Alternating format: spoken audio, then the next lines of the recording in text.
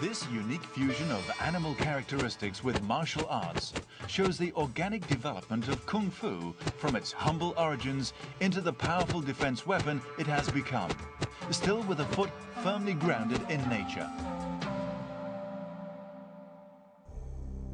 However, the most profound wisdom and the most mysterious power of Kung Fu is called Qigong. Through breathing and a series of systematic movements, Qigong produces a type of energy called Qi. The Chinese believe that Qi, or energy, normally resides in a place they call Dantian in the lower abdomen. Once you can freely direct this energy to a particular part of the body, you can produce enormous destructive power.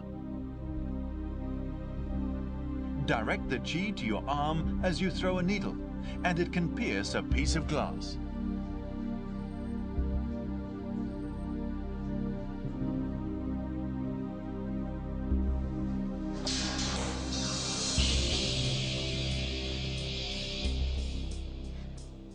Used correctly, Qi can make any part of the body as hard as steel. The crown of the head can break iron plates, bricks, sticks, and stones.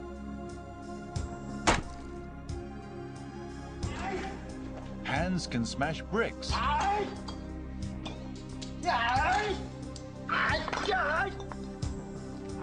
and break sticks.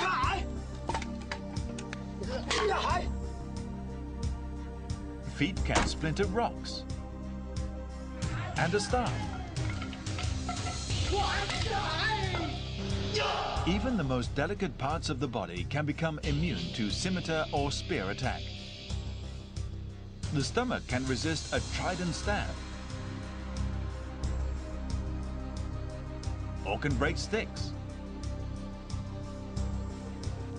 The throat can resist attack by spear.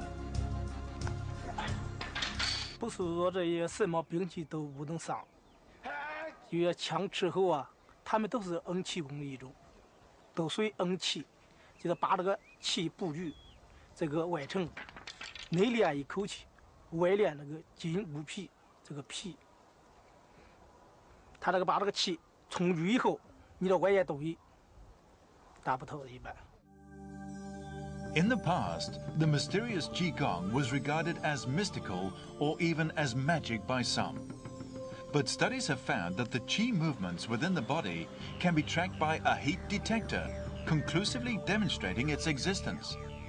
Of course, the only way to maximize the Qi energy is by repeating the exercises day after day.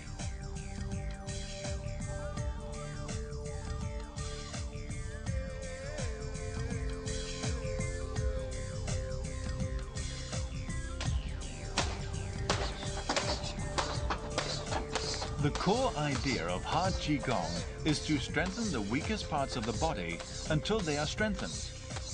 The human fists are fragile.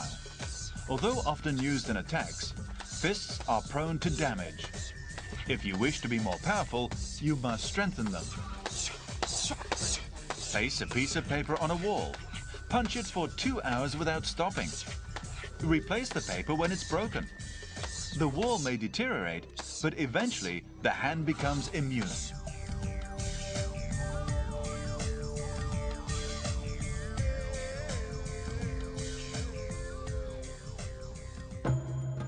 The brain is the most important organ of the human body. Serious injury or damage to the brain can be fatal. To protect it, the skull must be strengthened.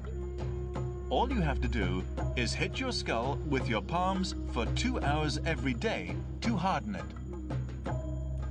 Then bang your head against a sandbag for 2 hours to train it to resist the shock of an attack. Hard Qigong masters believe that the skull becomes up to 4 times harder than that of a normal person after 2 years of such continuous practice. Another very delicate part of the body, the neck, is particularly vulnerable to attack. Injuries here can lead to paralysis and death. A headstand loads the weight of the entire body onto the neck. Practice an hour every day for a year, and then you can progress to neck hanging.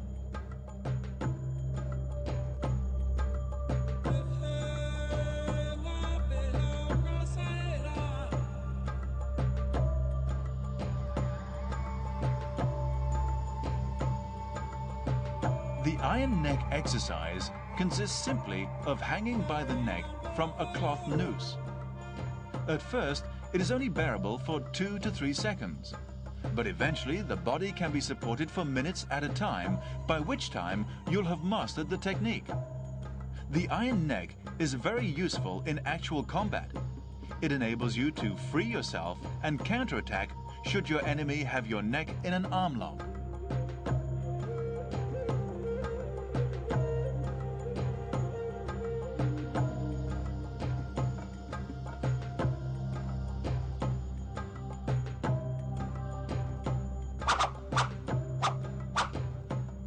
By now, it is clear that Shaolin Kung Fu emphasizes both actual combat and mental theory.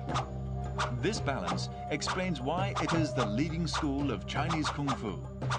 However, in spite of its importance to China, Shaolin Kung Fu was once almost totally lost. Over its 1500-year history, the Shaolin Temple has suffered several calamities. The most serious was in 1928, when a military clique called Qi Yaoshan set the Shaolin Temple ablaze.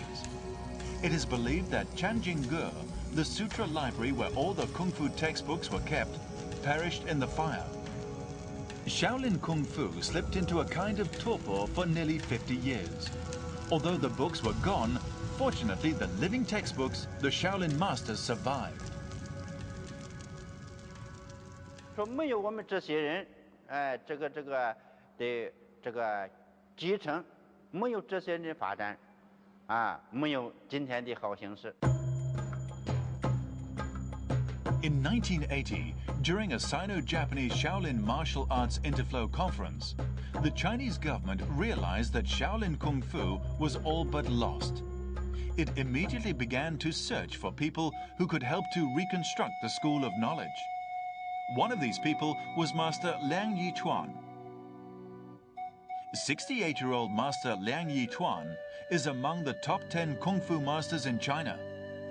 From his great-grandfather down, each generation has practiced Shaolin Kung Fu. Master Liang started when he was 5 years old. More than 60 years later, he is an all-round Shaolin Kung Fu master. Later, in order to promote Shaolin Kung Fu, the government funded Master Liang to open a new martial arts school, the first Shaolin Kung Fu training school in China. It was an immense success, and Shaolin Kung Fu's popularity spread swiftly.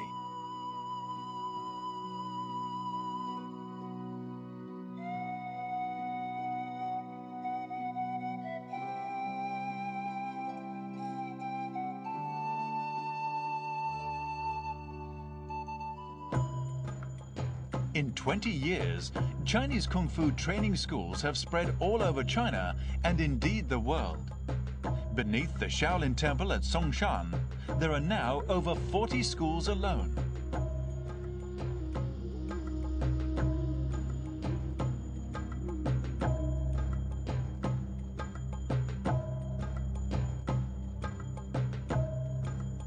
Every year, Dangfang City in Henan Province, which is the home to the Shaolin Temple, holds a large-scale Shaolin martial arts contest to promote popular interest in learning Kung Fu. More than 5,000 Shaolin Kung Fu practitioners from more than 60 training schools across China gather to advance Shaolin Kung Fu. At the contests, they exchange techniques and experience, another basic tenet central to the practice of Kung Fu.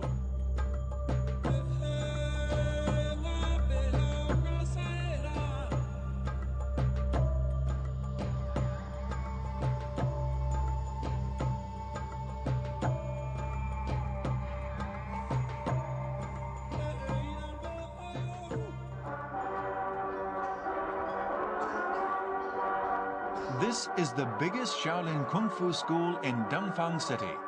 It can accommodate